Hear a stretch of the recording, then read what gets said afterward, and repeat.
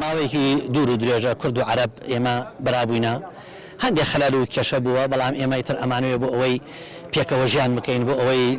لەگەڵ یەکا بژێن چونکە ئێمە هیچ کەسێک بۆمان دەرچوو نە ئەملا ئەولا و نەبان و خوار ئیسفادی لێ ناکەن تەنها ئێمە ئەبێ لەگەڵ عێراقا لەگەڵ برا عەرەبەکانە ئەبێ چارەسەری کێشەکان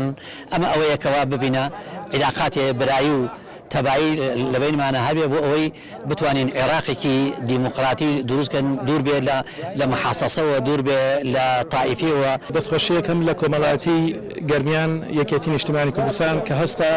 بە سازانی ئەم کۆڕە و ئەم سیمینارە بۆ ئەوەی بەتەوکردنی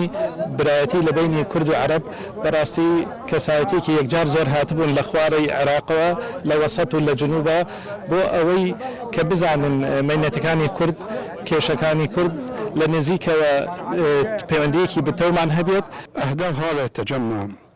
ئامانجیم کۆبوونەوەمان بۆ یەکریزیە گەلی عێراق هەموو یەک باوکو یەک دایکمان هەیە و هەمومان برین ئێمە یەک وڵاتی یەکگرتومان هەیە بە کورد و عەرەب و باشوور و باکوور و هەموو نەتەوەکانی عێراق هەمومانەوەی عێراقین هەوڵ دەدەین بۆ بنبەرکردنی توندوتیژیەکان دوور لە بیری تایفی بە هەوڵی هەمومان دەمانەوێت بە ئاشتی بژین وەکو برا.